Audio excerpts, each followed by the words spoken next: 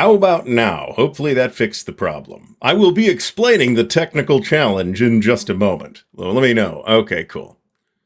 Cool. How about now?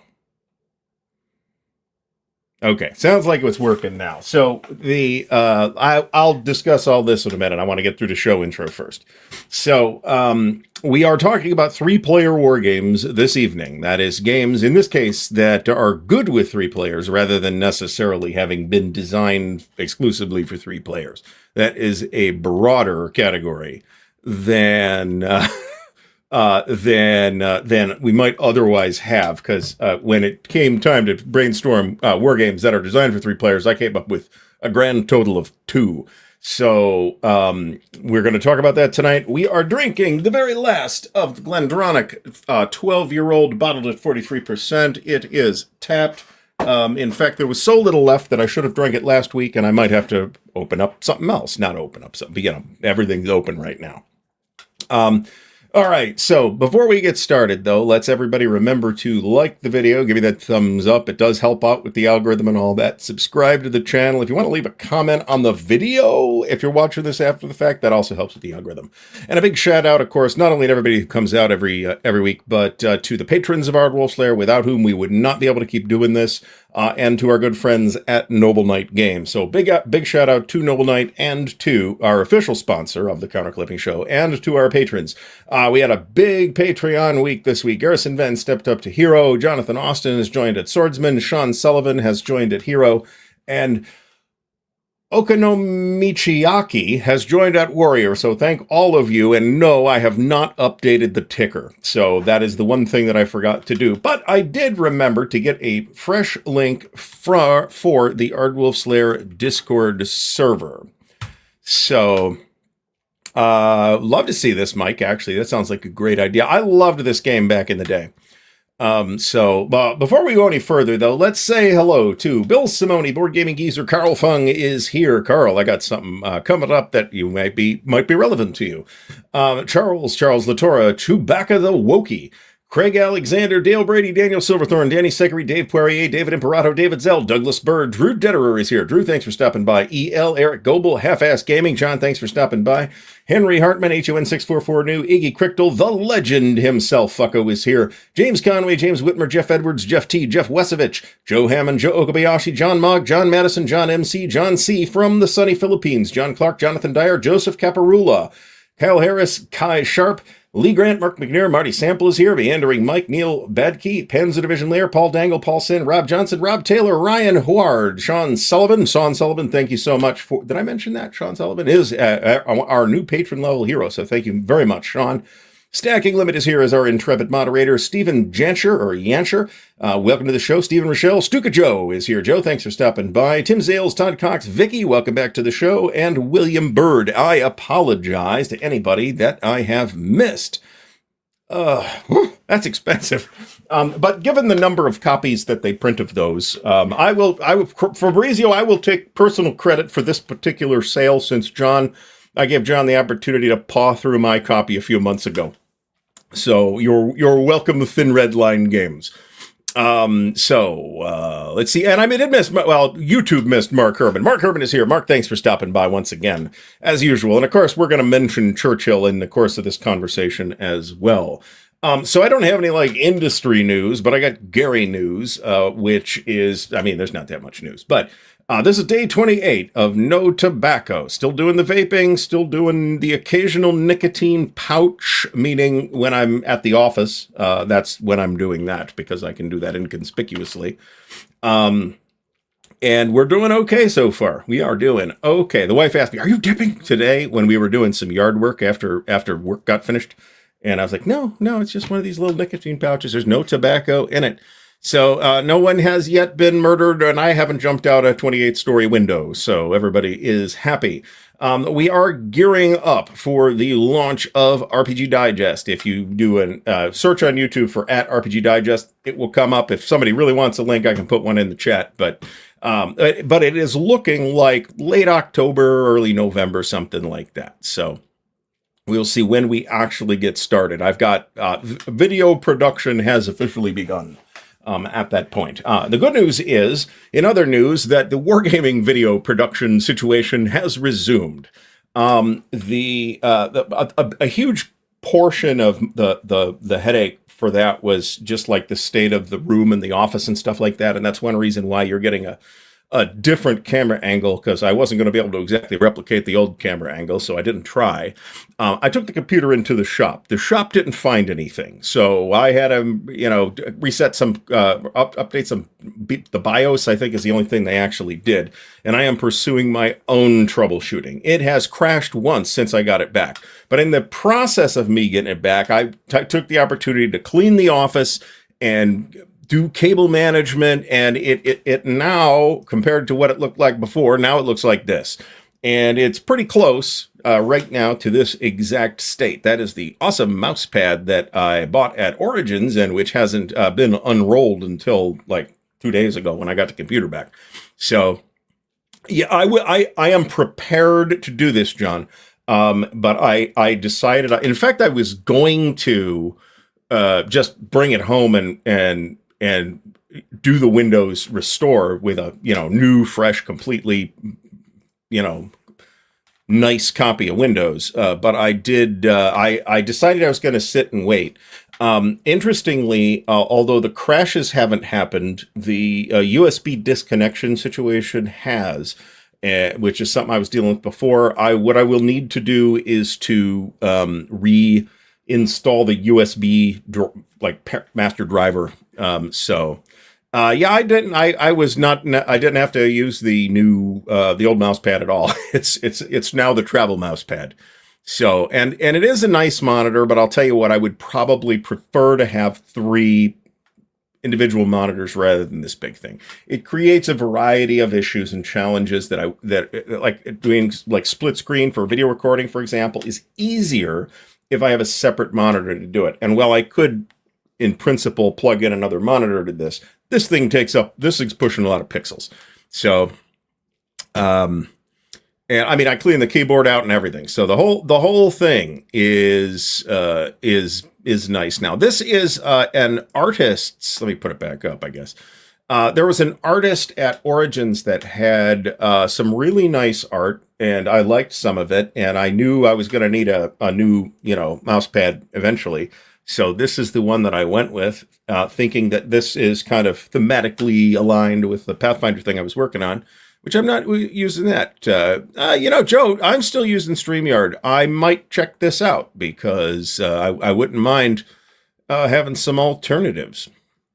Adding another monitor on top of this one because of just the sheer amount of pixels that requires. That's why I'm reluctant to add additional monitors now with this thing. And I don't even know what the measurement is. 38 sounds approximately right. I mean, it is nice. It's nice for video gaming.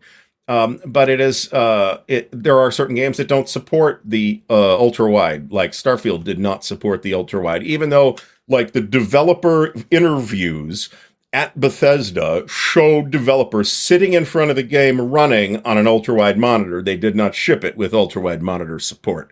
And I had to spend some time monkeying with it at the time. That was a pain. Curve can be bad for reading text. Maybe, well, if it is, then I have chosen badly because a lot of text gets read on this monitor. Right after work, I went out and did some weed whacking, and I think my glasses are covered in weed whacker schmutz. So there's that. And of course, when I don't have these glasses on, I cannot see a thing. So I can't read anything anyone is saying right now. But that's why we have moderation, right? Now you can. They did roll this out, and there was a mod that you could do with it, but it works now. All right, so what else do we have? So we got some videos coming this week. This week, I think we have the unboxing video for Inflection Point, long awaited. The video's been in the can for some time. I've got an unboxing video of the new edition of 1985 Under an Iron Sky and of The Rock of Chickamauga. And those, I just didn't put them on, to be honest. I mean, it's not like I wasn't wearing glasses. I just didn't put them on. And I did get hit in the face a couple of times by flying debris. So, I've got a full face shield, actually, that works pretty well, but it also doesn't work with my hearing protection that I actually have, so there's that. And nothing new has arrived this week, so I don't have anything to show off. So we shall get right into the topic as I continue to clip what will hopefully be the last of the Italian campaign, part of the campaigns in Europe. So remember that I was playing Starfield in like early access. I got like the 2 days early because I bought the deluxe version that came with the expansion as well. So they did roll out ultra-wide support before too long, and there were ways you could do it through mods anyway. All right. Yeah, unfortunately, I have a number of battery-powered lawn tools. And the leaf blower, absolutely you probably still want to wear hearing protection. But the weed whacker, perhaps not, but I have the weed whacker I have for a reason. My yard requires a lot of whacking. So, I have to buy like the high-end, personal use stuff or the near commercial grade stuff, or I'm not going to be able to get much done. My battery power, I had a really shitty battery powered weed whacker. This one runs on gas. We are drinking, if I didn't mention, we are drinking the last of the Glendronach 12, a Highland malt, bottled at 43%. It is excellent. I can't vouch for all battery powered tools, but I can tell you that my battery powered leaf blower definitely, and I had to get a gas leaf blower too. One of the big backpack mounted ones, just because the amount of leaves I have to blow around here is just, the battery powered one is inadequate. Fundamentally, the battery powered stuff tends to be fairly light duty. If you need the heavy duty stuff, you're going to end up with a gasoline engine of some kind. So, Angel Green, thanks to the Cleveland Guardians for winning their division. That is good. I have not really been paying attention, to be completely honest about it. So, all right, so we're done with the British. Now all we have to do is the Americans and the Free French.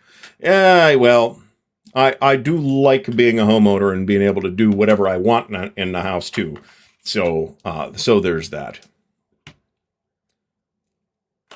Anyway, all right, so 3-player war games is our topic this evening, and I'm aware of only a couple that are designed as 3-player war games. So, and we have sometimes, we meaning the local gaming bunch, sometimes finds itself with 3 people handy. So what games are good with 3 players rather than just having been designed for it? So the 2 that I came up with were Churchill, obviously, which is designed to be 3 players, and I wouldn't play it with less than 3. There's a bot I actually haven't tried the Churchill bot. I've never played it without 3 players, and it is excellent with 3 players. There's also Brotherhood and Unity from Compass, designer Tomislav Cipcek. That is a really neat game about the Bosnian conflict, and that is a 3-player game as well. People Power. I would consider it close enough for the context, and Churchill, close enough for the context that we're talking about today. Paths of Glory, no, I don't think that style of card-driven game works well with 3 players at all. BTB, I'm not sure what that is. Maria, actually. Web and Starship. Was this Task Force Games, or was this Mayfair? I forget who made that, or was it Micro Games? I'm not even sure. Hey, Jeff, we got the Browns up here, so they're better. They're not any better than your high school team. Triumph and good call.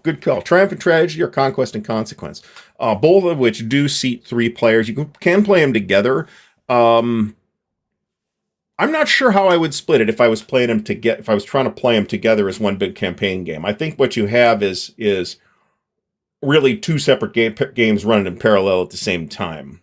Oh, Land and Freedom is another interesting point. Now, you can always throw you can always throw a Starfleet battle scenario together for however many number of players you want. And I would agree that this actually works pretty well. Brotherhood Unity, as Joe knows, that's a great game. All Bridges Burning. Is there another coin that's 3 players as well? All right, John Madison says Columbia Block Games. I'm not convinced how well this would work since I've never played the whole thing. I've only played East Front. Lee Hook, welcome to the show, says PAX Renaissance is great with 3. Barbarossa to Berlin. I have never played nor really looked at Barbarossa to Berlin, so I can't really tell you anything about it. Adam Misnick mentions War of the Ring from Ares, which I have. However, I will add that there is a 3-player variant for the War of the Ring by SPI, where 1 player plays the Free Peoples, 1 player plays Sauron, and the 3rd plays Saruman. It is very asymmetrical. West End. Okay, very good. Very good. Land of Freedom, I think I've mentioned that. Arabian Struggle by Catastrophe Games. If you count air control as a war game, I don't know why you wouldn't, just based on that sentence. I have not played Arabian Struggle, but if that's a 3-player game, then that's a good target. I feel like I have heard Red Sash games get brought up more often in the last couple of months than I had previously in the last several years. So Sean Sullivan says Sport of Kings and Queen's Gambit are designed as 3-player, which can be played 2-handed. Now, a lot of like strategic level World War II games tend, and I'm thinking of World in Flames specifically, do kind of favor the idea of having the Soviets be their own side as opposed to being played by the same player that's playing the Western Allies.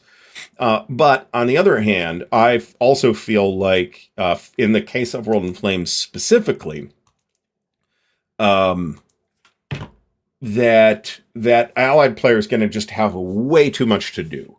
If it's a 2-player game, right, with 1 player as the Axis and 1 player as the Allies, and including the Soviets, the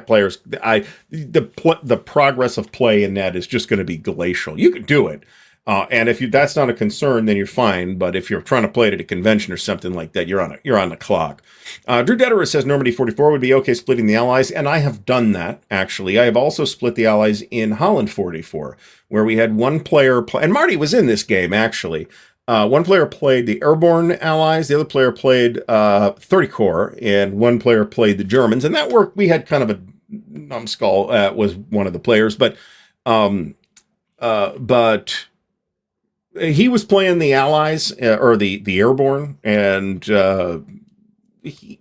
he's a player we don't normally play very many games with. Let me put it that way. And we did find that worked fairly well. Mean Joe Green mentions Battle for Germany. So you can, and I actually think this is mentioned as an option in the current edition of it from Decision. But if I was going to do this, what I would probably do instead is play the Mighty Endeavor's revised edition, whatever the revised edition is called, which does include this option and an East map, and a map for Brittany too, if you want that. So you do have a couple of different options there. Axis and Allies Europe. I've never played Axis and Allies Europe. I've only played regular Axis and Allies, the old one from the 80s. I haven't played it since then. Phil B is playing both with 3 people right now. If that's not something I would have thought would work well, but if you're making it work, awesome. Paul Dango mentions Angola, and I should probably play Angola at some point. Well, God, this is a deep cut right here. End of the Iron Dream by 3W. I have seen that, and that's about it. Chris George, we had somebody mention Normandy 44 3-player just up top here, and I do think that's a viable idea. Lee Grant says Andy and Abyss is for 3 players. I didn't think that was the case, but I've never played Andy and Abyss, so don't ask me. John MC. So Battle for Germany, at least the original Battle for Germany, is 2 players, right? But it's, I don't know if this is suggested in the original game or not, but I'm pretty sure it is in the Decision version. You can obviously just hand the Germans to a player and play it that way, and it would probably be fine. Although I do feel like you're missing a little bit of the point and the experience of playing Battle for Germany. Meandering Mike says there's some 3-player scenarios in SPI Sword and Sorcery. There are even some 3-sided scenarios in ASL, but not that many of them, to my knowledge. Eric Goble mentions Der Weltkrieg West Front works for 3 players, and I can see this working, but then you got to play the West Front. I actually feel like Der Weltkrieg on the East Front would work a little bit better. We have already considered doing like a Tannenberg and Galicia type thing with 1 German player and 2 Russian players, because the Russian command is split anyway, and that can work to the German players' advantage as it did historically. Mr. David Thompson, thanks for stopping by. His favorite 3-player war games are Maria and Land and Freedom. I've never played Maria, and I don't have it. I do have Land and Freedom, and I should really play both of them at some point. Colonial Twilight. Yeah, I thought so.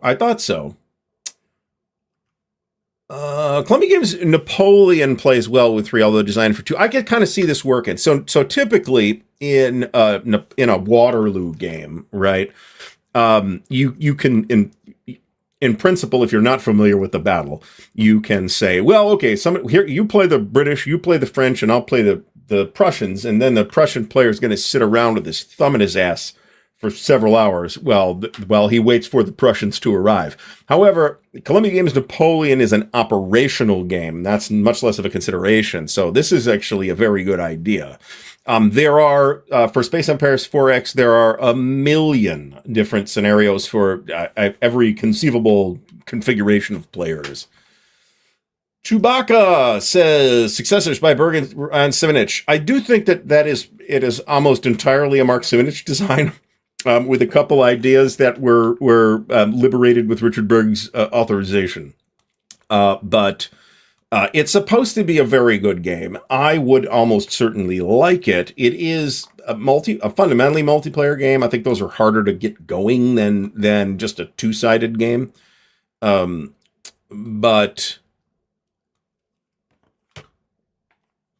if it's good with 3 players, that's pretty intriguing. Unlike, say, Here I Stand or something like that, which just with 3 players you can kind of make it work. It's just not nearly as good. Many Doctors mentions Battle for Germany again. Jonathan Dyer mentions Triumph and Tragedy and Conquest and Consequence, and I suppose the upcoming science fiction version too. Ed Holtzman has good things to say about Axis and Allies D-Day. Many Doctors, I think we're talking about Advanced Third Reich here, and yeah, you could make that work, just as you could make a World at War work with the Soviets, Western Allies, and the Axis. I think that would work just fine. Vijay Nagara, mentioned by Perigi. That's one that I'm interested in, but I really haven't looked at yet, and I didn't buy it. So, and it's at this point probably out of print. So there you go. But I don't actually know that. I didn't check. Phil B says Burning Banners is a good 3-player game. I'll buy that. I really kind of want to get a hold of Burning Banners. All right. Drew mentions Jutland. I mean, you could totally make this work. The original Third Reich, I suppose this is true too. Mistral, the War of the Austrian Succession at Sea, Mediterranean Theater is 3 players. That sounds interesting. Imperium, there are a number of scenarios that would work with 3 players in Imperium Romanum, whichever edition you have. Although I guess I've never looked at the original edition. I have only ever played Imperium Romanum 2, and I now have Imperium Romanum 3. But there's definitely 3-player scenarios in there, or at least scenarios that can reduce to 3 players. There's at least a couple of straight 3-player scenarios too, as I recall. Molotov Cockatiel says Andean Abyss is definitely 4 players. Joe Green says Britannia has 3-player option, but it's unbalanced. In this context, one might also suggest Crown of Roses, which I think adds a huge additional dynamic if you start adding players. It's a 2 to 4 player game. I think with either 3 or 4 players, it's a pretty different experience than it is with 2 players. And not necessarily better or worse, just different. William Bird says the Compass sale prices are up on the website now. I have to look at that. We might have to go through that in a couple of weeks, but we just did Compass. I don't want to cover it again. Chris George, MIDI Doctors mentions Britannia. Chris George mentions Angola with 4 best, even if coin and levying campaign. I don't think any of the levying campaign are other than 2 players.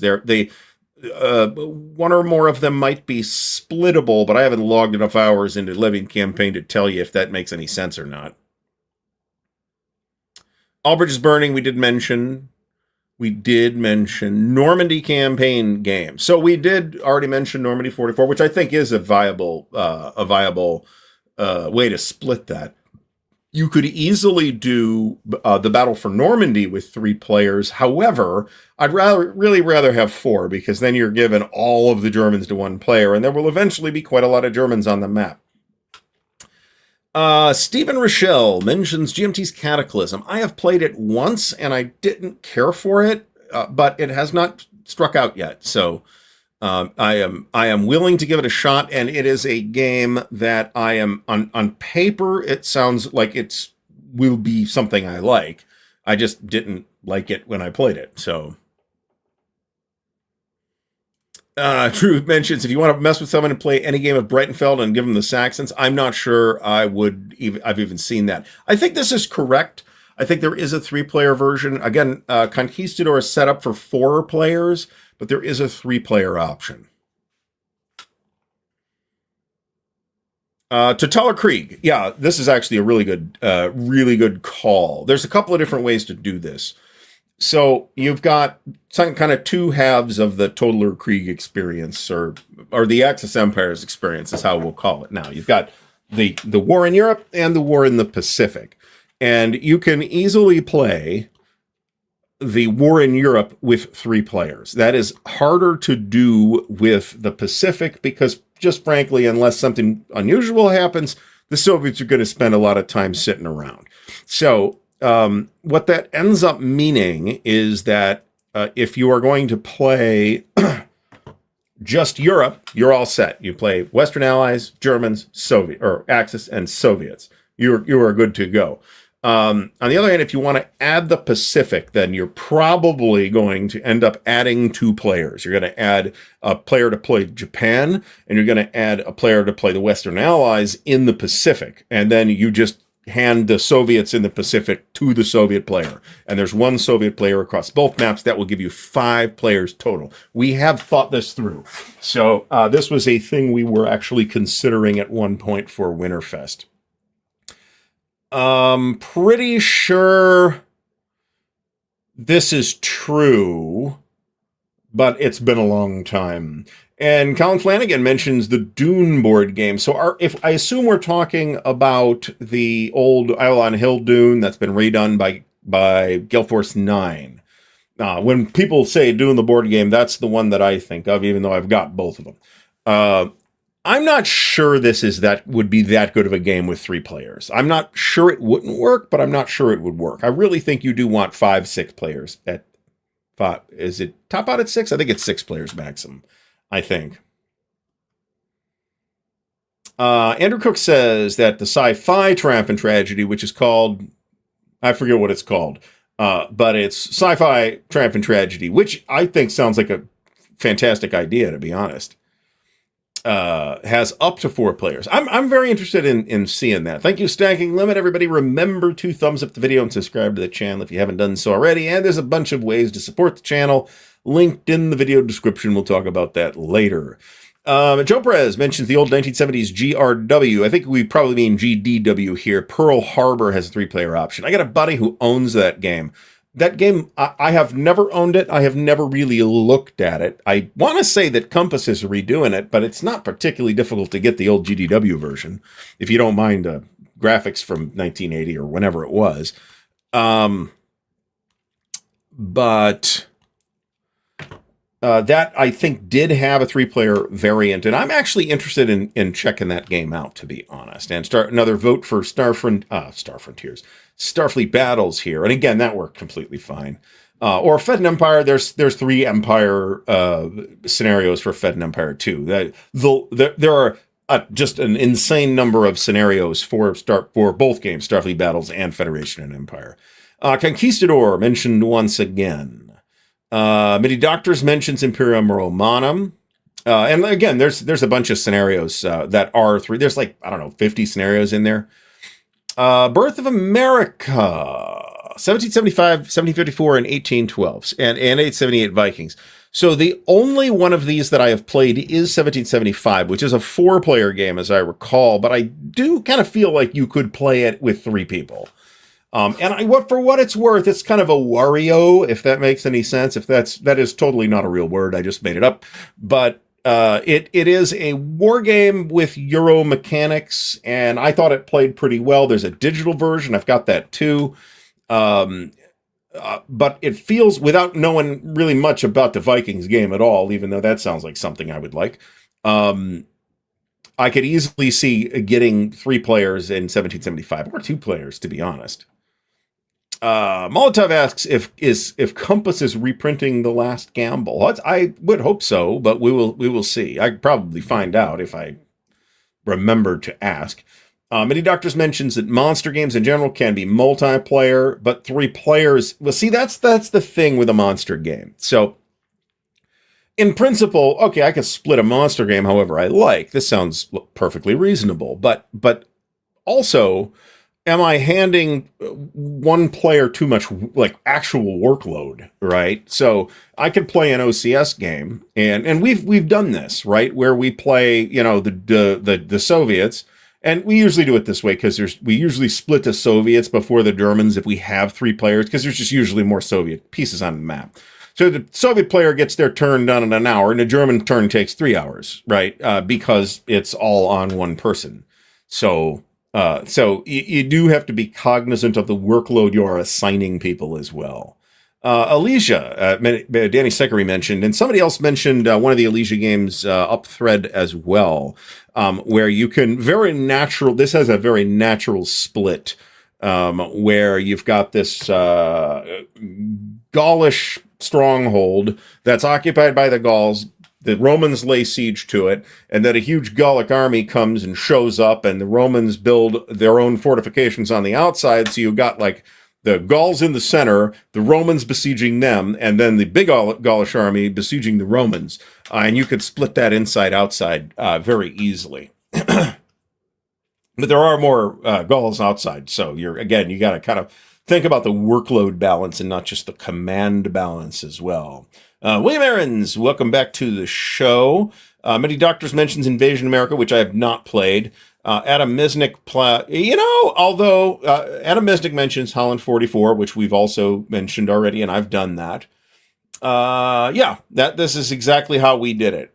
Invasion America, I've never played Invasion America, and I'm not terribly interested in it as a topic. However, Objective Moscow might be very good with 3 players. I could see that working. John C. remembers Liberty Roads 3-handed, a U.S., a British, and a German. That again makes sense. It's Normandy and later. Midi Doctor says played Invasion America with 3. I just don't know enough about how it's set up. Is it like set up like Fortress America, where it's America and then like all these different random powers are invading? If it's like that, then I can totally see that working. Wooden Ships and Iron Men. Again, natural fit for it. As long as you have any 3-ship engagement, it's going to work completely fine. Oh my goodness. God's Playground by Martin Wallace is 3-player. I have played this. And we played it at Winterfest, and it's kind of neat. It was, I think, published in Poland by a Polish publisher. But I might be misremembering that. All I know is that it showed up at Winterfest, and I played it and liked it. Charles Atora mentions Root, which some people describe as a war game. I haven't played it. 2 to 4 players. So, interestingly, coin games, to me, I don't really feel... There are some coin games that are designed for 3, and I think there's one that's designed for 2. I feel like I would rather not use the bots in coin games. If that's what you got to do, that's what you got to do, and that's fine. And if I'm playing with 2 other people, then maybe you have to use a bot. But if I'm a solitaire and coin, I don't care. I can just play all the sides. I'm cool. I'm completely cool with that for coin. Baltic Empires has good scenarios for other than 5. That will be interesting and a good question. Chris George saw a variant in the General for 3-player GCACW. A hood for 1. I could totally see this. This sounds interesting. I would love to see the article. Panzerkampfwagen 5 says unconditional surrender, has 3-player campaign. I don't remember that, but I see no reason why that wouldn't work. Expansion and Extinction is the sci-fi version of Triumph and Tragedy that's coming up. So there's the old Dune game, the one from the Cosmic Encounter people that Avalon Hill did, and again it's now done by Gale Force 9. There's Dune Imperium, and there's at least 2 different editions of that now. There's War for Arrakis, which I've heard good things about, but which is from... I forget who the publisher is. But it's one of the publishers who's getting boned. So, in case Blue, you could split however you like, although we split it 4 ways. Napoleonic Wars, I've never played Napoleonic Wars with 3. I don't see any reason it couldn't work. So obviously one player will be playing the French and one player will be playing the British. And who is the other player playing? What's kind of their base empire in Napoleonic Wars? Probably the Russians, I would think. That makes the most sense to me. Savannah, actually, this makes sense.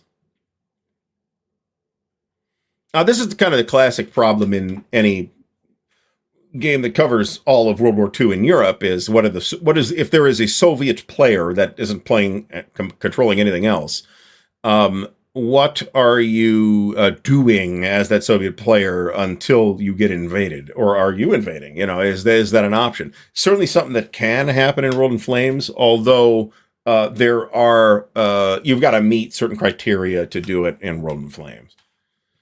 There are, as mentioned, there are a couple of ASL scenarios that are designed for 3. Not many, but there are. All right. Ep240 is a 5-player game. I did not know that.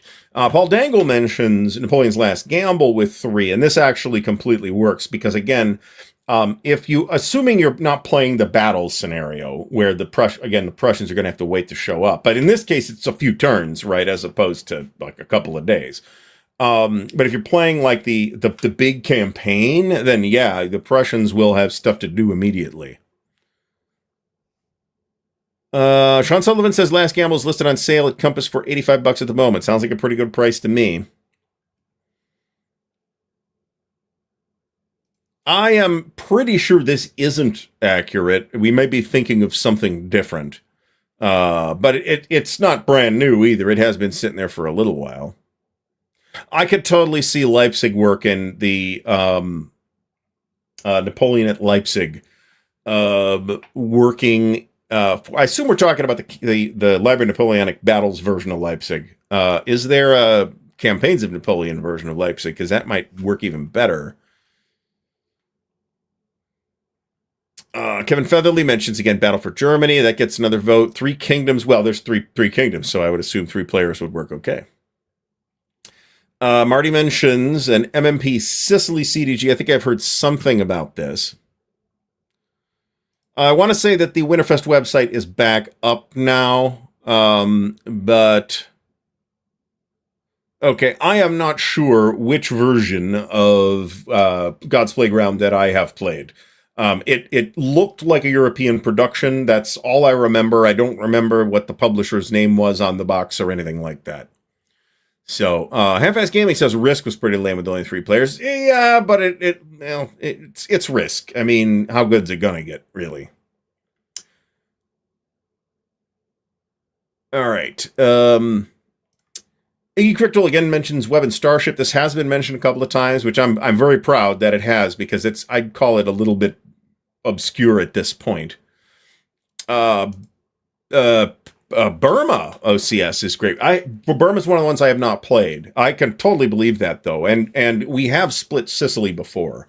So we played Sicily, Triumph, and Folly, which is the earlier, bigger Sicily game with 3 at one point. Marty mentions Dune War for Arrakis, same designers as War of the Ring, published by the soon-to-be extinct CMON Games. That's my assessment of CMON's situation as well.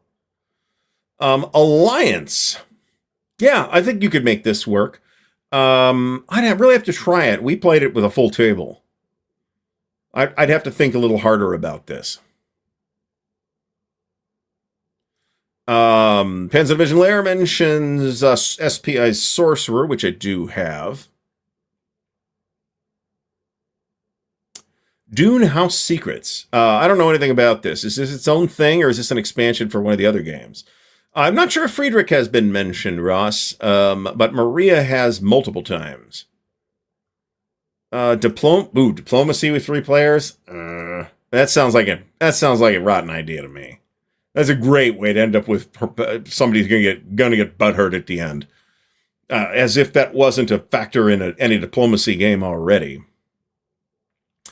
Meandering Mike mentions Risk Legacy. I understand that the legacy format is something that some people do like. I am leery of defacing the expensive board game that I have purchased. So I'm okay with Where, because that is going to happen if I'm playing the thing. But that's an intriguing idea too. Drew mentions or suggests that you could make an interesting version of Freedom in the Galaxy for 3 by splitting up the rebels in one of several ways. You could totally do this. At that point, I think you might be doing a great deal of tweaking, however, to make that actually work.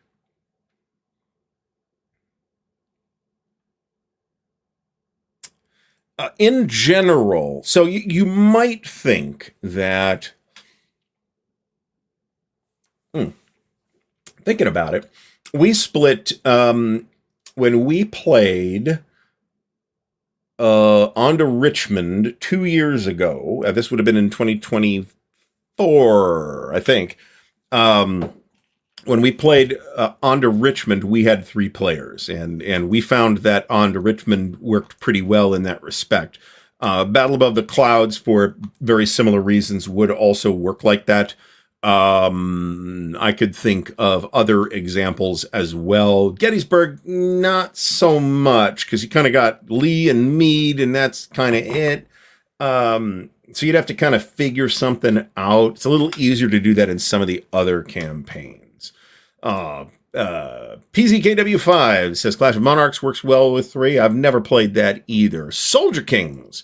I have this, actually. It's from Avalanche Press, and it actually looks kind of good. So I would like to give this a shot at some point. Of course, Joe mentions that Outreach had a 3-player scenario, which is true. And that's a cool game, too. And the predecessor game and/or tactical version of it, Star Force, has, I think, a 3-player scenario or 2 as well. And the Star Soldier, I'm not sure about. I don't remember that as well. Sean Lambert mentions War and Peace. Which edition of War and Peace are we talking about out of the 8, I think, that there are now, if we count the digital version? That is a fantastic game in general, although the campaign game is maybe a little wobbly on its feet.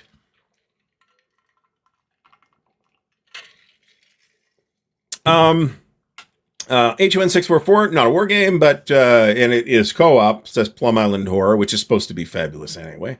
Danny asks what's up with Red Sash Games. They are getting mentioned a lot now, and I was aware of them before. But to be honest, the only reason I was aware of them before was that Blue Panther showed up at a convention. It was probably WBC, and I'm looking at those Red Sash Games thinking, holy cow, these are monster games. I didn't know you guys could do monster games, and they can. They're just expensive. So I don't know. Maybe they've just become a little bit more active and/or vocal. The Red Sash, that is. I don't know. Ancient Civilizations of the Inner Sea and/or Middle East have 3-player options. That would be cool. War in Europe is a natural fit for. It does have, though, you do have some considerations there. You've got, again, a Soviet player who probably doesn't have a lot to do until the Soviets get invaded. And you probably have a Western Allied player that probably does have sufficient stuff to do because there's other things that they can do to screw with the Axis in the meantime. Rex Britannorum from Shakos, built for 3, plays in roughly an hour. That sounds interesting. I could see that if that's about early post-Roman Britain or something like that. That is a topic I am interested in. Struggle for Zorn from Herman, semi-co-op where the players can actually fight each other. That is a fantasy game, I believe, from Herman and Blue Panther. Lee Grant, thanks for stopping by. We'll catch you on the flip side. Black Orchestra, which I have not played. I'd kind of like to play it, but I have not played it. Didn't know. War in Europe, what's the best? Honestly, I don't know that it matters too much. You're probably better off getting an SPI edition of War in Europe than a decision version. And I only say that I think the decision version does have some stuff that looks to me like it's an improvement. So, for example, in the original game, the Germans and the Soviets have production. They have points. They spend the points on stuff, and they build whatever they want to build. The Western Allies, on the other hand, are just on a reinforcement schedule. And for symmetry reasons, I'm not crazy about that. The decision version adds production for the Western Allies as well. That is not, however, a critical problem with the original game. And I think they added some additional options and stuff like that. But the fact is, it's like a $600-700 game, the decision version. And you can get the SPI version for considerably less money. And if you end up with more than one copy and you have one extra German air point, I need it. So send it to me. Justigard has talked about him on a number of videos, I believe. I'm not sure this was Blue Panther that stepped back, or if it was Red Sash that had the idea of maybe we kind of go sort of semi-print and play type of deal where we just do the counters and the maps, and you print the rules and charts and cards and all that stuff yourself. So, and honestly, that's a solution I can live with. Maria has, in fact, been mentioned, and it is a 3-player game, you're right.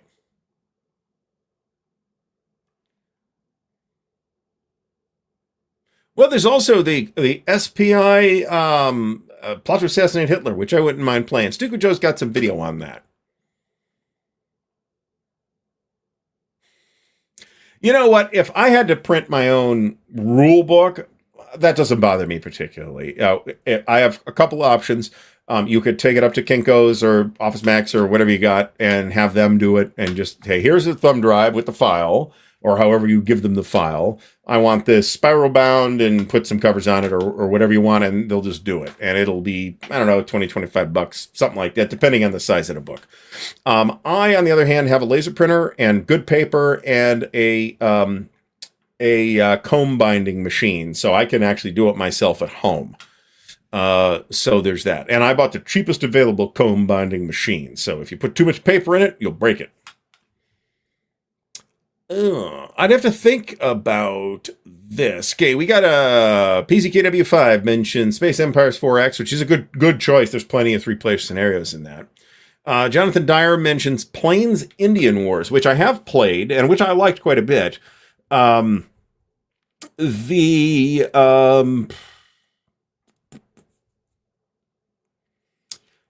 I'm not.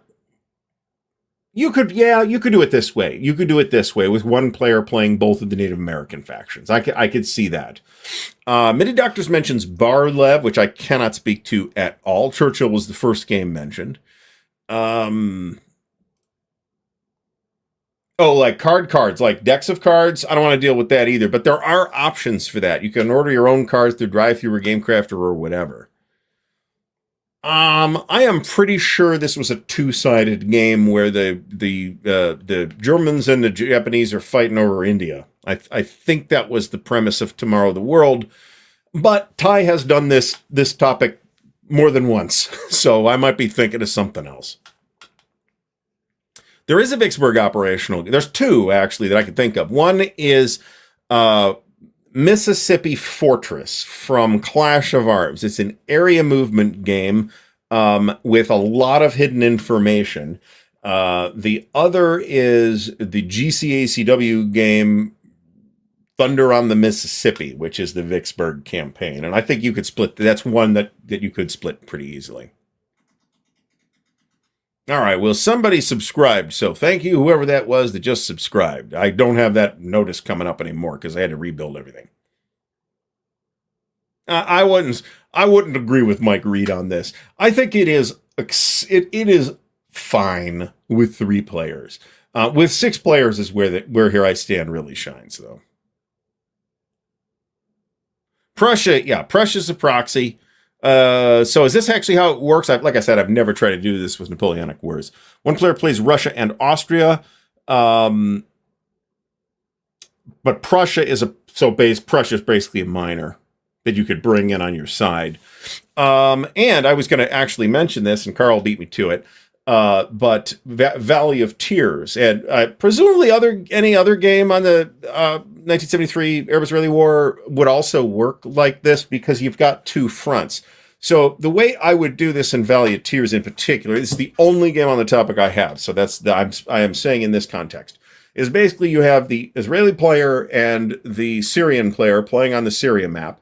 And then while the Syrian player is taking their turn on the Syria map, the Israeli player is taking their turn on the Sinai map, so that you can kind of constantly keep moving. That sounds a little high pressure now that I think of it that way, but I do think it's a good fit for, assuming somebody doesn't mind getting kicked around as the Arabs.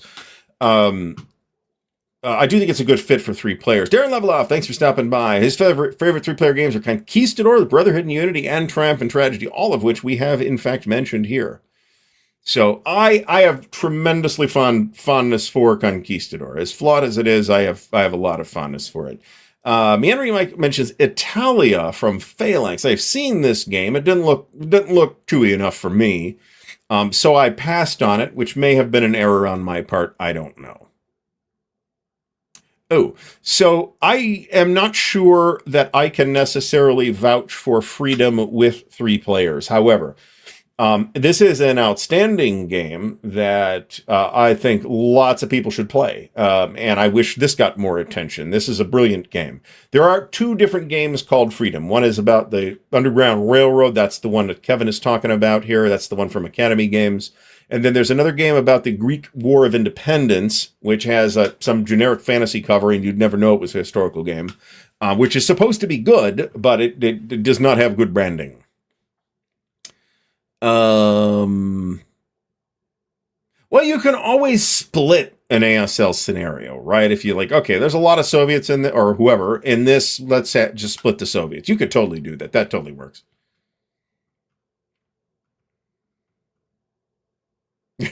Mr. President. So there is a pretty easy way for, you could kind of turn Mr. President. Boy, I feel like this will work better when it's fully digital.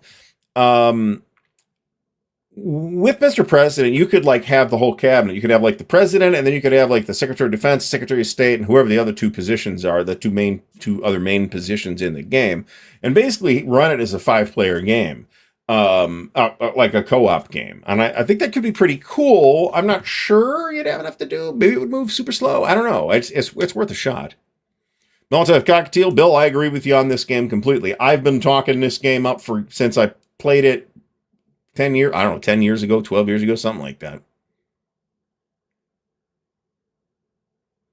Sean Lambert says that the key with 3 players in some games is having pretty close experience or expectations. They tried Der Weltkrieg Western Front for a bit, 3-player, but it didn't stick because of mismatches of those. I could see that would make sense. Like I said, I think the natural, for me anyway, because we've thought about this in the context of not only Der Weltkrieg, but a couple of different other things as well that are World War I East Front games that split fairly naturally into either it's the Russians playing one side or and one player playing the Russians, one player playing the Germans, one player playing the Austrians, or one player playing the Central Powers and two different players playing the Russians. To again, in 1914, this makes sense because the two commanders that were in charge hated each other. So, John, thanks for stopping by. So let's smash that like button. And yeah, I mentioned this earlier that I'm not sure I would call it its own scenario, but there's an option to add a third player in SPI's War of the Ring where that player plays Saruman, who obviously is at a tremendous disadvantage versus the other two sides. And that's why Saruman got his ass kicked. So, ended up getting knifed by Wormtongue. So, but it is a good catch. All right, well, since everybody has mentioned it, let's hear from our good friends at the official sponsor of the Counter Clipping Show, our good friends at Noble Knight Games. Take it away, Noble Knight. Here at Noble Knight Games, we've been carefully growing the world's largest selection of board games, role-playing games and dice, war games, miniatures and paints, card games, and more. Going on 25 years now. Our rustic castle contains more game and hobby goodness than you can shake a stick at. Complete with careful packaging and the finest customer service the land can provide. You can buy, sell, trade from anywhere in the world, just like nature intended. Noble Knight Games. All right, big thanks to our good friends at Noble Knight Games, our official sponsor. There is a link in the video description that is the Noble Knight affiliate link. If you buy something from Noble Knight that you were presumably going to buy anyway, and you go through that link to do so, I will get a 5% commission on that sale in store credit, which I will then use to turn around to buy something that I'll make a video on. So use the Noble Knight affiliate link liberally is all I can say. All right, so all right, Sean Sullivan, thanks for stopping by and thanks for the support once again. Russian Civil War. Oh, geez. Okay, so this is another one that I would be... I'd have to think about this. I've got this. I have not played it. It is a very interesting game in that there are like factions on the map, and then there are player positions, and there is not complete alignment between the player positions and the factions on the map. You, playing Russian Civil War, will control units of multiple factions, which means you're sometimes fighting yourself. GTS Utah Beach, this could certainly work in the right scenario. The 3 players for the campaign would take forever, however. I should look at... I've got the game now. I should actually look at this. So, Russian Civil War is a brilliant design. Once again, Jim Dunnigan, genius designer. So, what are we going to say? There is a decision version of that popped up in S&T. It goes for decent change for late-term S&T games. To my understanding, it is slightly redesigned, but I cannot verify that because it is one of the few Russian Civil War games that I don't own.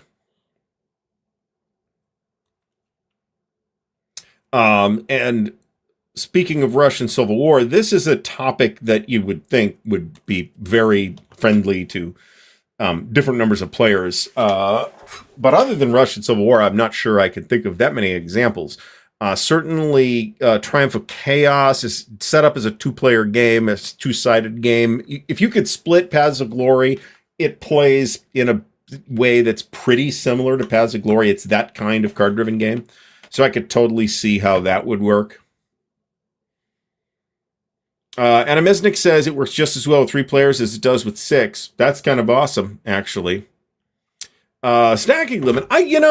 These are actually interesting games. FAB is Fast Action Battles. I forget who the designer was, but there were 3 games that were produced. There's one on the Bulge, one on the Golan Heights, and one, I think, and one on Sicily. And I had the Sicily one. It's a block game. It's a hidden info block game in sort of the Columbia pattern.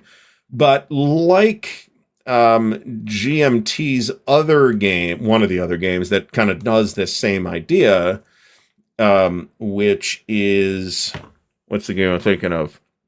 I'm not thinking of Crown of Roses, actually. I'm thinking of the World War I West Front game. That was a block game that I played, and I'm like, wow, this is actually a really quite good simulation of the West Front. And the Fast Action Battle Sicily is lighter than that, but I found I thought it was an interesting looking game, and it was just like nobody wanted to buy those games anymore. Apparently, they just didn't get enough traction.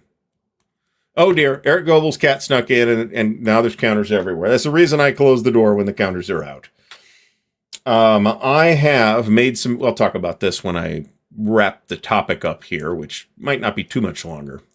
Rick Young. Yeah, Rick Young also designed the Europe and Asia Engulfed. Am I remembering that correctly? Fields of Despair. Thank you, David Imperato. This is indeed the GMT World War I West Front block game that I was thinking of. I have played it. It is excellent. It is out of print. There might be a reprint on P500. I'm not sure. So they pivoted on these and kind of retooled it as like a different kind of game in those topics. I forget what the details were or what the new like versions that aren't that series anymore, and they're not block games anymore either. I think they're CDGs now or something like that. We'll see how that does. I think there's a little more room for new designs in the block game space than in the CDG space. I don't know. Now that I said it out loud, I'm probably thinking maybe that's nonsense. Rail Baron is not a game I can speak to. Meandering Mike mentions Avalon Hill's Samurai, which I don't have, nor do I have the Battle Line Original. Says can be played with 3. There you go. Yeah, okay. So P500 for Fields of Despair is on GMT's list. So yeah, I remember this one. And now it's going to be like a different, it's a game about Crusader, but it's not using that system anymore. Something like that. 1848, I don't have that yet. I can't tell you that. Yes, so Days of Decision has not been mentioned, but Vincenzo mentions it along with Conquest and Consequences, which has been mentioned multiple times. It's kind of an obvious thing that I was appalled that I didn't mention it first. So those games. So I have never owned Triumph and Tragedy, but I have played it 3 times and I have liked it every time. The first time I played it was with the first edition, and in the first edition, there is a 2-player variant, but it sucked, in my opinion.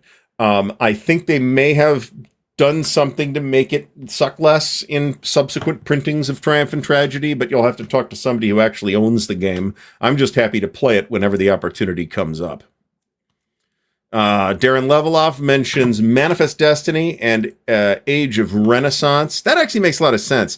I think my like gut instinct for Age of Renaissance is to say the more the better, because that's how it was with Civilization. And when I played Age of Renaissance, which was probably 20 years ago now, I think I was way more familiar with Civilization. And now that Darren has mentioned this, I think it probably would work better with 3 players. As opposed to 6 or however many we had at the time. Kingmaker I have never played. That is unfortunate, but I'm also pretty confident that it will get played at some point because there's a couple big fans of it at Winterfest. Mark Hodgkinson mentions Hitler's War, which I've never played.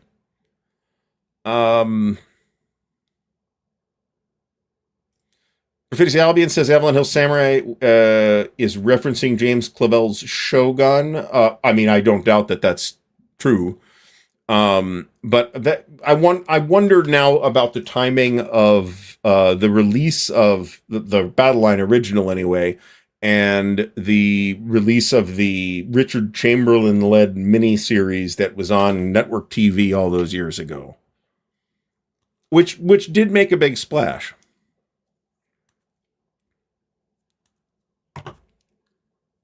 Randy Modlin says Hitler's War needs to be redone. There are Callendale's done a video playthrough of Hitler's War. I think he's certainly talked about it. I guess I'm not sure he's done video on it. Oh, okay. So Shogun game and TV series are both 1980. Interesting. Bloodstones from Martin Wallace. Is that a war game of any kind? Or is it a fantasy thing? I thought it was a fantasy thing. Not that it can't be a fantasy war game. I just don't suspect that a game called Bloodstones by designer Martin Wallace is going to be a war game.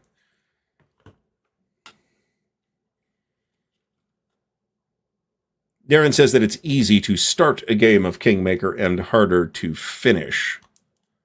So Mike Reed says that coins, Liberty or Death would be better with 3 and no contrived combined Native American faction.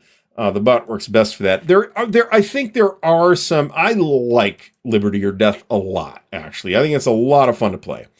That said, I am not 100% convinced that the standard 4-faction breakdown that one sees in coin games is really a good fit for the American Revolution. Now, they had to kind of equalize it as an American player, a British player, a French player, and a Native American player.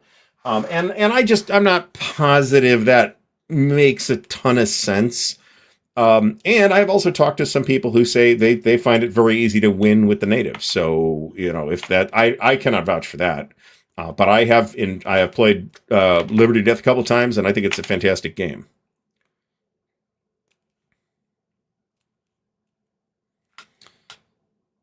Okay, so Mike says it's a fantasy war game where the domino-like tiles are both the armies and your action cards. Okay, that sounds very, very clever. David Imperato says the Shogun miniseries made a big splash, especially in the scene where this samurai peed on Richard Chamberlain. Marty says that Liberty or Death should have been a 2-player coin game, like the Algerian Colonial Twilight is the 2-player coin game. I mean, I could kind of see. So here's the thing. If we are going to suppose that the French are a faction in an American Revolution game, and that the French have meaningful stakes to fight for, other than just backing up the Americans, then I think we have to consider the global conflict between Britain and France at the time. And relatively few American Revolution games pay a lot of attention to that. Liberty or Death does pay a little, where you've got like stuff going down in the Caribbean. The War for America does as well, as I recall. That's Gilbert Collins' game. That said, I had a great time playing Liberty or Death, and I enjoyed it a lot. I thought it was fun and evocative. As a simulation, well, it's a coin game. What do you want? Machiavelli. I heard Machiavelli was basically just Kingmaker in Italy. Maybe I'm thinking of something different. I don't know.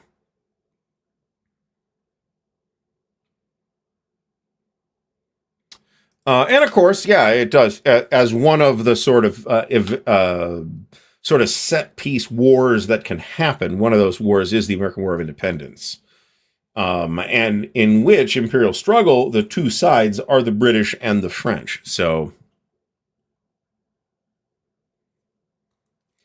thinking about it also, Liberty or Death was a little early for coin games, right? I'm pretty sure it predates Colonial Twilight, and it definitely predates All Bridges Burning. So nobody had done a coin game with a different number of players than 4 at that point. So, okay, Machiavelli is like diplomacy. Okay. Okay. Yeah, I'd say it's more complicated. Yeah, I'd say it's more complicated. There's a lot more going on. There's a lot more dials and switches that you kind of have in Imperial Struggle than you have in Twilight Struggle, where you're really, really concerned about, just the territorial control is like the most important thing, the area control. Whereas in Imperial Struggle, that particular tension in the game is kind of got more than one axis, right? You can have a military control, you can have economic control. There's a couple of different ways you can do it, and I like that. Even though I didn't really love my bout with Imperial Struggle, I do think it is a solid game, and the components are really nice. Especially if you've got a more recent edition where the components have been fixed from the substantial problems that were in the original printing. Paragy mentions that Liberty was the 5th coin game. I've got, I want to say I only have one coin game that I have yet to play, and that is Gandhi. I really do need to get to that. I would also really kind of like to have Red Dust Rebellion, because that looks cool. So, now speaking of science fiction war games, and I'm not going to do a show on this because I've already done that. Or I should say, I'm not going to do a counterclipping show. You might actually see video. Well, I'm not making any promises here.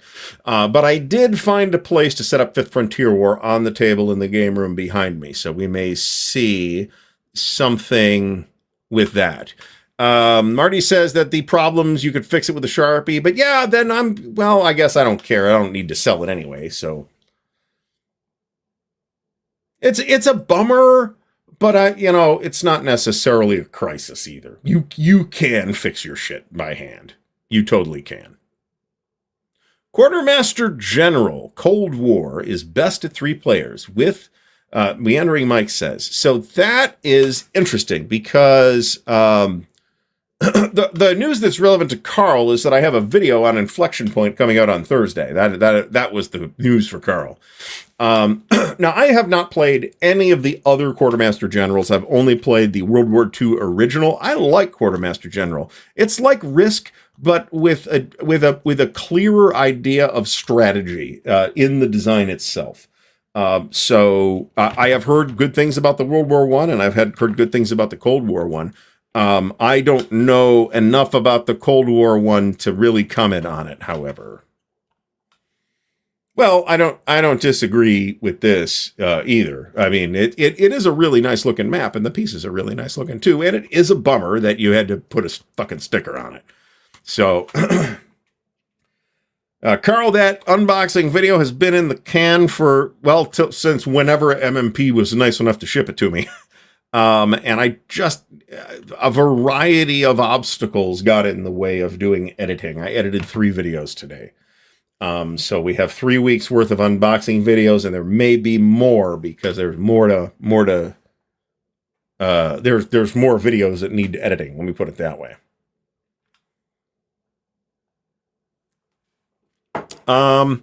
So is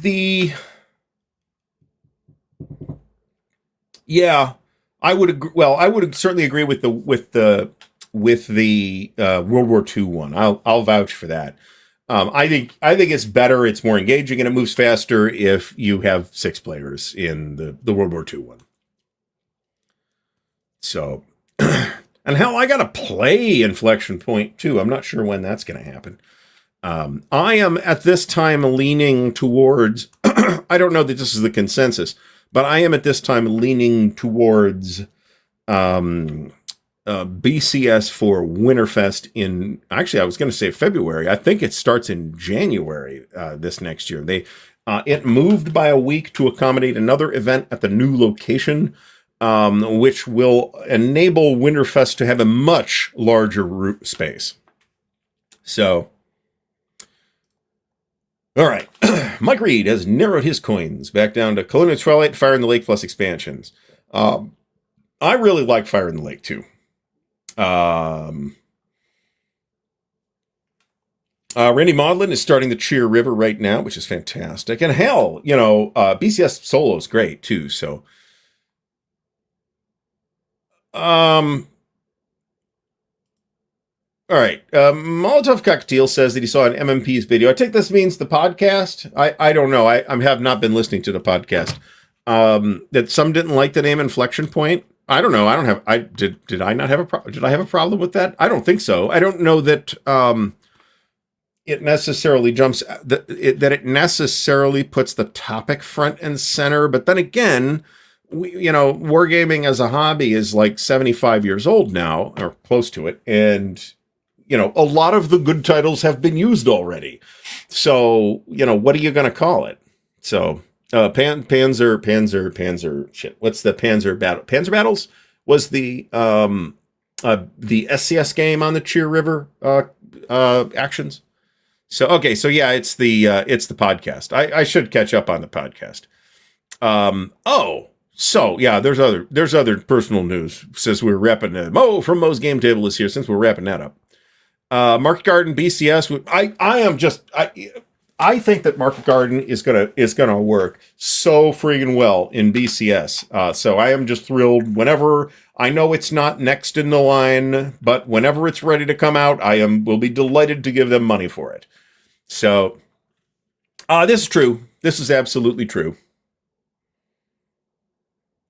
I kind of have the sense that since Kurt's running the podcast pretty much, that he plays mostly ASL, that's why it's like that. So I don't know that it's more complicated than that. That said, I would certainly agree that they should pay attention to the entire product line and not just ASL. So I am aware of Carl's reasons for as he has gone on at length for what's coming up next for BCS, and I am those reasons are good reasons. But that said, I am super excited about even the prospect of a Market Garden BCS game. I mean, Market Garden is one of my favorite topics anyway. So there's that. And I really like BCS, and I think BCS will work really well with Market Garden. So, and you know what, Carl? If it takes a little while and it's right when it gets published, I'm cool with that. I've got other games to play in the meantime. So,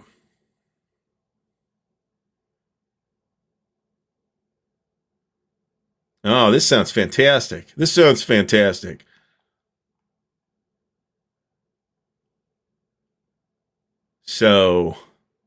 So anyway, I'm driving home from my commute on Wednesday of last week. And the commute distance, now I'm not commuting every day, so bear that in mind when I say that the commute distance is 120 miles, give or take. So go down to the office in Columbus, spend the day down there, get in the car, drive back home. Drive 117 of those 120 miles, and the car dies about 3 miles from the house. It apparently is a coolant pump for the electrical system. The car is a hybrid, so it is apparently there's a coolant pump for the electrical system, and that's what failed. We just found that out today. I still don't have the car back, so I am fairly annoyed. But I guess I'm not driving to Columbus tomorrow. so there's that. There's an upside. And this is how I get through that, right? I will usually put a podcast or an audiobook on. More often I will do podcasts, but sometimes there's just not a podcast I want to listen to at that particular time. So I'll do an audiobook instead. Right now, the current audiobook on deck is still Napoleon, A Life by Andrew Roberts. I think I'm about a quarter of the way through it or something like that. I also started Pillars of the Earth by Ken Follett as an audiobook. It is read by... I forget the guy's name now, but it's the same audiobook narrator that did Alastair Reynolds' House of Suns, and I really liked him. So I can totally live with his pronunciation of all, which is pretty good, all the French names in Napoleon's biography. So I actually think there might be a game somewhere that does have a rule for this, to be honest.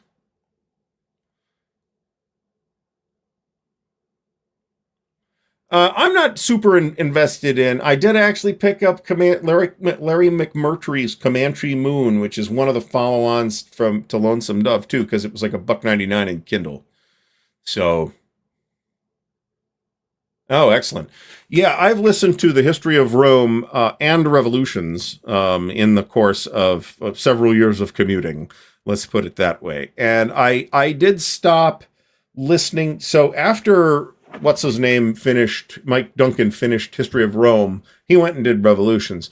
But then somebody else picked up with the history of Byzantium or Constant or whatever it is, Eastern Roman Empire. And I forget who that guy is, and he's hundreds of episodes in at this point. So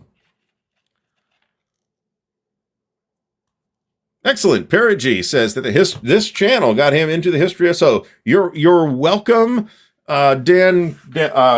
Whatever his name is, Mike Duncan.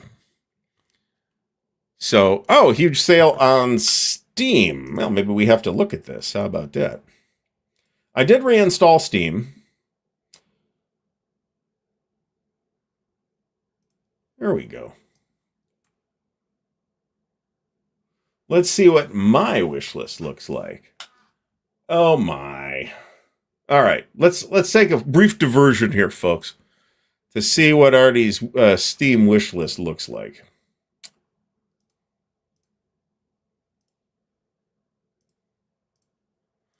All right.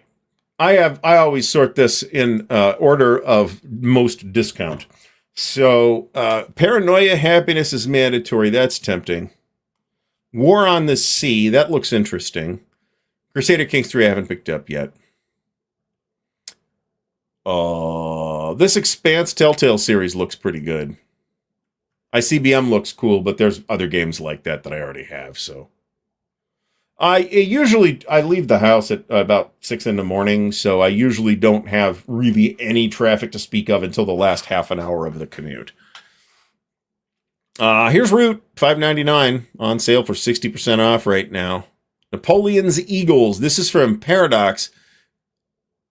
Nope, I'm full of shit. This is not the Paradox thing. That is called Eagles or something like that.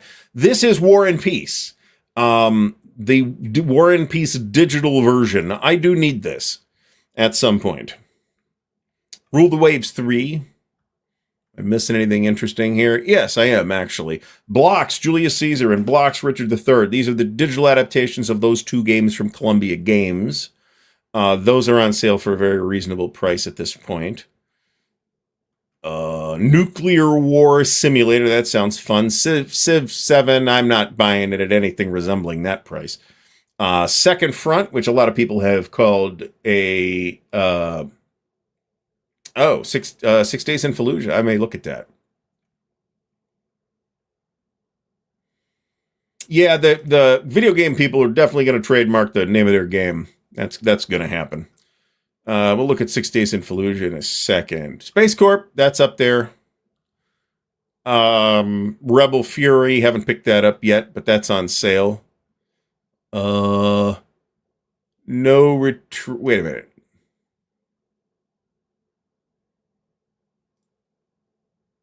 Is this the Carl Parody game? Because it sure looks like it is. Yes, it totally is. How about that? That's probably why it's on my wish list. Pantheon Rise of the Fallen. We can get rid of this. That's a big pile of bullshit. Command Modern Air Naval Operations. Something of the year. Here's Mr. President. All right, so let's look at 6 days.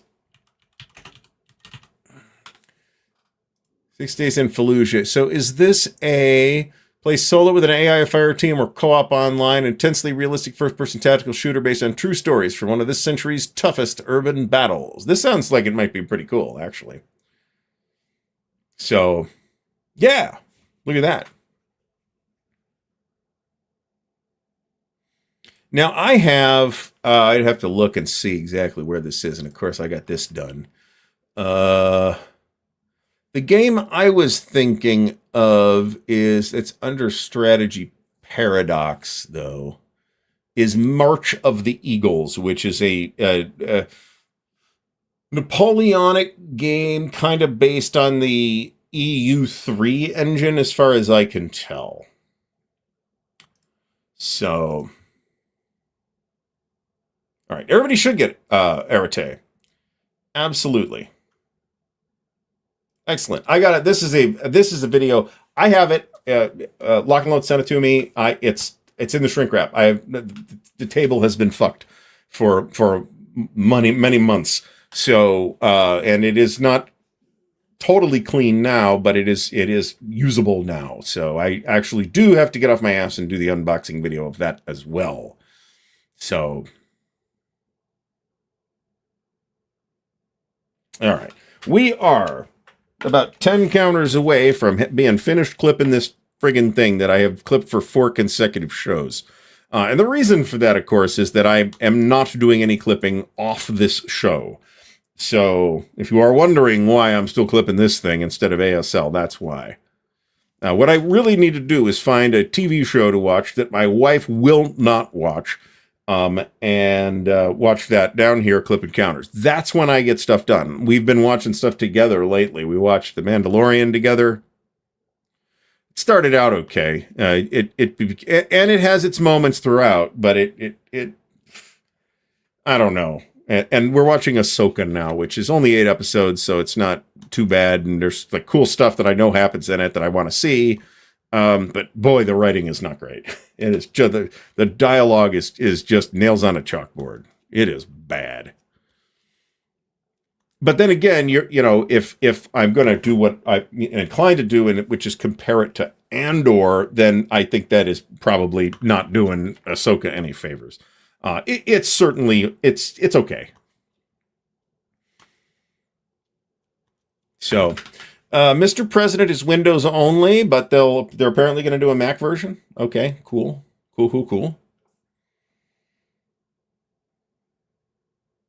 Terminal list, Dark Wolf. I don't know what this is. Is this next week? Is this really next week? Shit. It's not impossible. This happened last year too, where it was like, well, we moved up here so I can, just stop by, and then it happened and I didn't notice, and now I didn't go. It's not impossible that I will stop by Aslock, but it's probably going to be more a breeze through, talk to people, take some pictures, that kind of deal, more than it is me going and playing stuff, because that's probably not going to happen. So yeah, we got October like the day after tomorrow.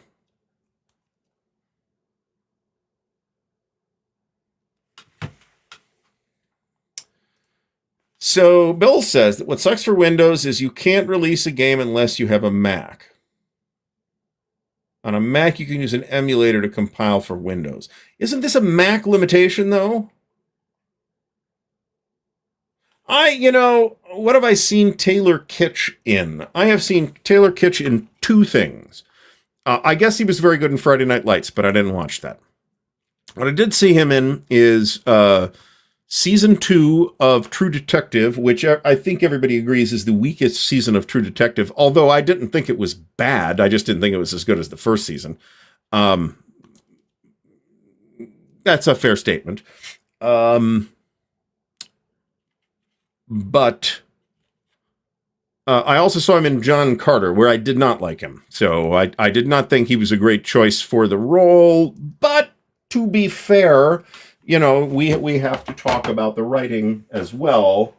And I do feel like John Carter himself was the character in the movie that was done the smallest number of favors by the writing.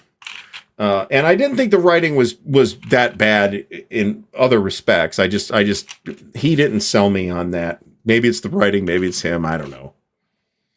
So we are done clipping the Italian campaign at last. So we can actually play this thing now. I have had the map set up and under Plexi for like a month. So we are going to do that. Plus, I've got all the additional scenarios and stuff with the Campaigns in Europe expansion pack, which is a very nice package. So we'll see if what video gets made out of this product.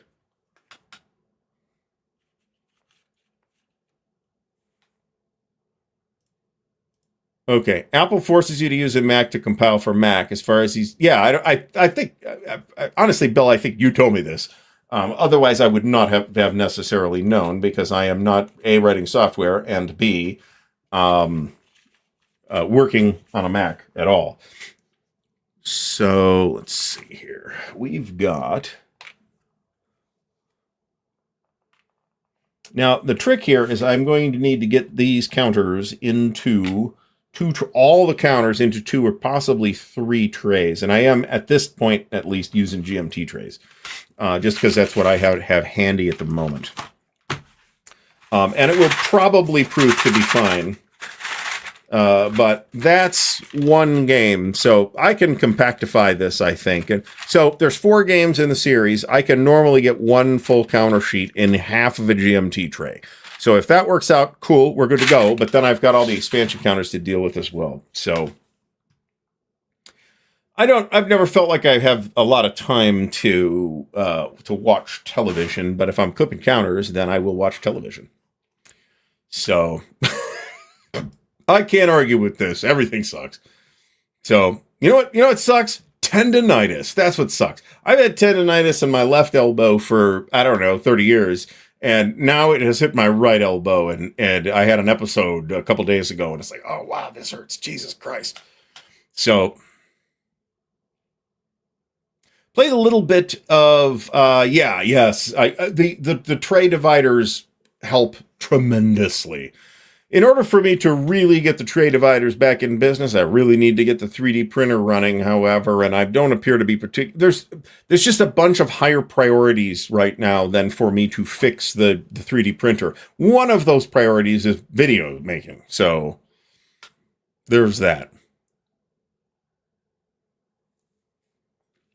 This is maybe, I don't know. I'm looking, I'm trying to get to do stretches and stuff like that to loosen it up. Bill, you're getting old. You're gonna die soon. So what can I say? All the parts are starting to break. So who knows? I've had arthritis for a while too, and actually my fingers have been very sore lately. But that might be to be honest, that might be the weed whacker, because I have run the weed whacker quite a bit. Over the last couple of days. So, all right, Stacking Limit is going to have to leave early, and we are going to wrap the show up pretty much as soon as I complain about all of my ailments. So there's that. Keep active is the best advice, really. So you are good to go, Stacking Limit. Have a great night, and we'll see you again soon. All right. Okay. Well, I don't know anything about that. So, yeah. No, it wasn't. So we cleaned out the garage over the weekend too, and that's how the tendonitis flared up. And then running the whacker again today probably didn't help it very much. So, hirelings. That's how I'm planning to handle this. I can walk at a reasonable pace pretty well. It's standing. I'm not super comfortable standing for long periods in one position, or doing that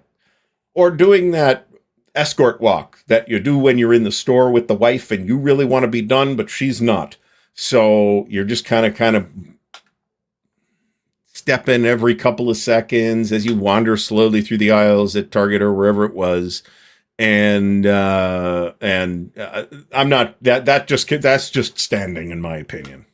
So John MC, thank you so much. Much appreciated. So let me think about if I had anything. Yeah, 50 is is where the edge of the cliff is for most of us, I think. Certainly for me.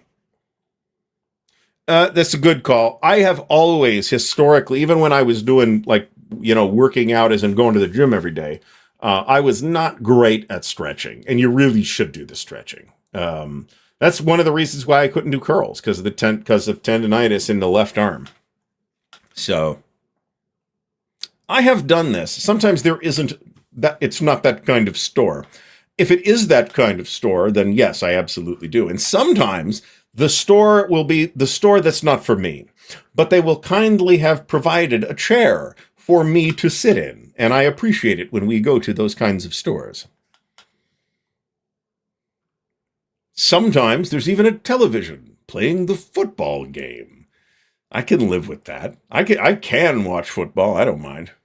So, yeah, I was also not a big doer of cardio, which is another mistake, actually. You should do some cardio.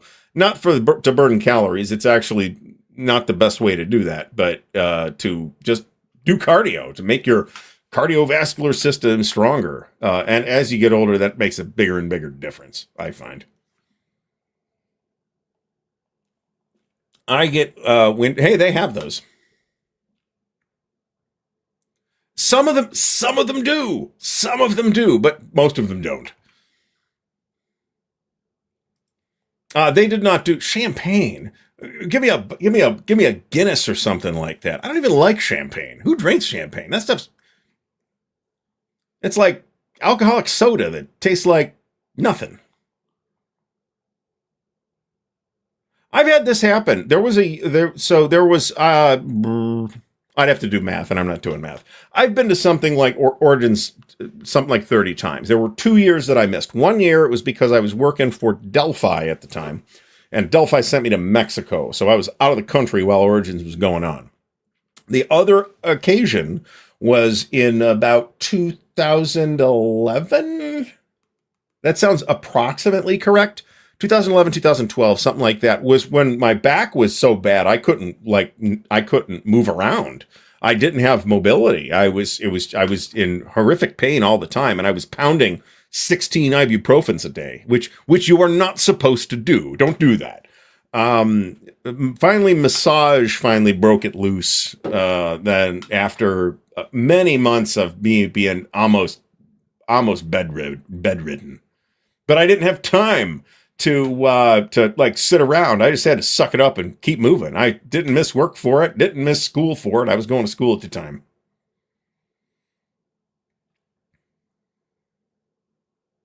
This is true. Drink what you want. Don't get me wrong. I've never really liked champagne for my limited experience trying champagne. So interestingly, at the mall at which there used to be a Nordstrom, if there isn't there already, that's right over here, there is a place called The Rail. I wouldn't have known that was associated with that.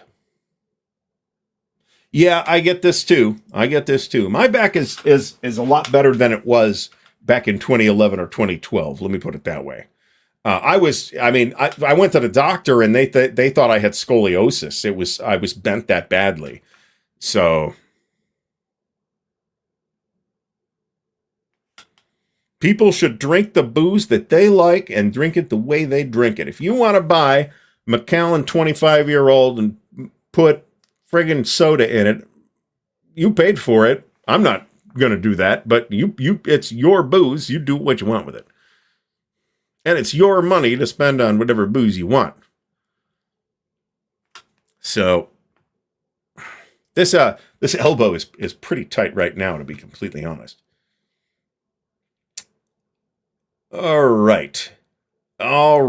So, folks, we are going to, I think, wrap the show up just a bit early, about 20 minutes early tonight. We are caught up on the chat. I feel like we got a lot of great suggestions for war games that you can play with 3 players. If you're watching this after the fact and you need an invite to the Ardwulf Lair Discord community, go ahead and just send me an email. My email is in the ticker. Please remember to like the video and give me that thumbs up and subscribe to the channel. And if you want to help support the channel, there's a whole bunch of ways to do that in the video description. Big thanks to all of the patrons of Ardwulf's Lair, including Garrison Venn, Jonathan Austin, Sean Sullivan, and Okano Michiaki. I think I'm not bungling that too bad. who all either stepped in or stepped up as patrons in the last week or 10 days or so, and that support is greatly appreciated. It helps out a ton. And again, the Ardwulf Lair affiliate link for Noble Knight is down in the video description as well, and that also helps a lot too. So once again, thanks everybody for stopping by this evening. I will see you all again soon. Have a good night.